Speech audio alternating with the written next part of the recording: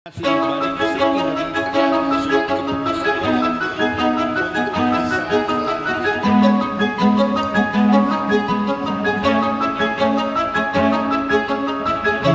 Ihsanuddin Nursi, pengamat politik dan ekonomi, berbicara soal benturan peradaban seperti yang dikupas Samuel Huntington pada era 90-an.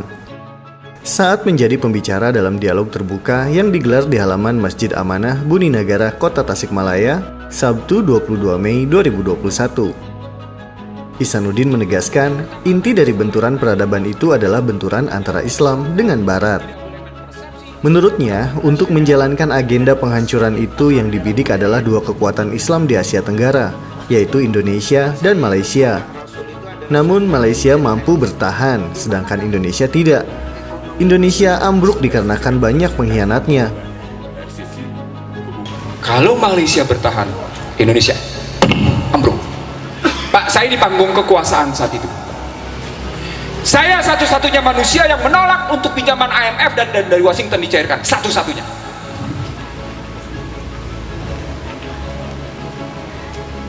Ini sejarah, Pak. Saya tidak sedang menunjukkan siapa saya. Buku saya lengkap soal ini, Pak. Tentang sejarah bagaimana Indonesia ditindas. Betapa Indonesia begitu banyak pengkhianatnya. Termasuk yang namanya mereka yang bergelar, maaf ya, subhanallah, astagfirullah, yang bergelar kiai.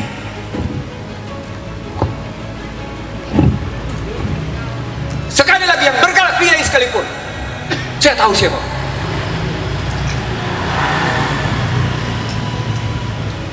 Buku saya menceritakan itu, bangsa terbelah. Sebagian orang tidak saya sebut, tapi dialah yang antara lain kaki tangan pengkhianat. Dipukullah Indonesia 97, ambruklah Indonesia. Habis ngakar-karuan, saya bilang saat itu, kekuatan Indonesia cuma tinggal dua, TNI dan umat Islam.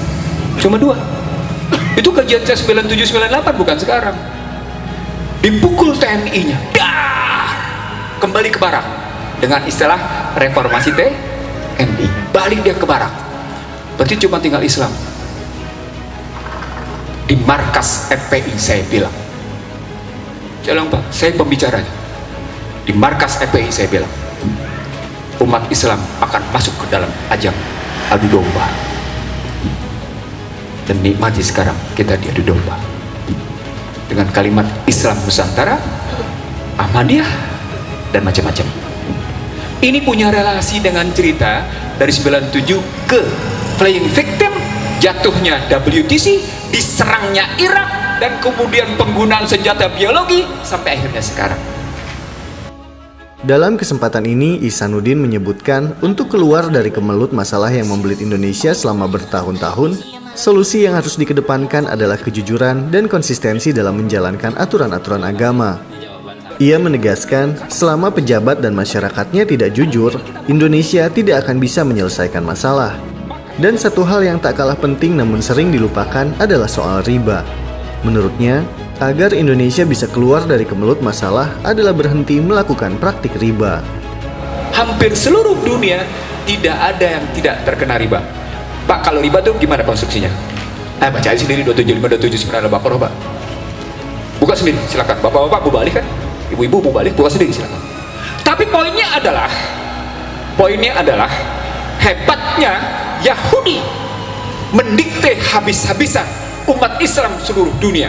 That is COVID-19. Anda disuruh sholat berjarak, Anda dilarang sholat Idul Fitri, Anda dilarang sholat tarawih tahun lalu. Posisi. Saya jawab, kok gitu apa dong artinya? Inna sholati wa nusuki wa mayaya wa mati lillahi rabbil alamin. Lo bilang hidup lo mati lo untuk Allah, tapi sekedar menghadapi COVID aja ketakutan, padahal masjid tempat termulia. Kenapa mesti takut? Allahu Akbar.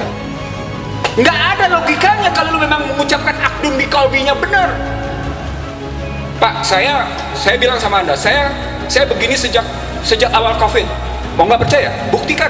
Silakan buka di online, di Suara Surabaya Net dan Rakyat Merdeka Online. Corona dan perang ekonomi. Sudah saya bilang, ini perang industri farmasi. Bego, cuman gua nggak bilang aja bego. Ujungnya nanti perang kripto. Lu mau didikte lo, Yahudi lagi kalah sama Cina, lu dijadikan alat. Tapi selain dia pukul Cina, dia pukul juga Islam sekalian. Nah, sambil dia bilang dia pukul Cina, dia pukul Islam, ketemu konstruksi besarnya, Kang. Apa konstruksi besarnya? Bapak sekalian, ini berkaitan dengan Islam yang ditulis sebagai teroris. Demi alif tak kutemukan ba. Ya Rob, tak ada hitungan berkah yang ingin aku pinta kecuali mu, kau yang hari ini dan esok bukan angka-angka mengampuniku. Sebelum jasadku lebur jadi tanah, jadi air, jadi api, jadi angin, izinkan aku menyebut nama keakbaranmu, ya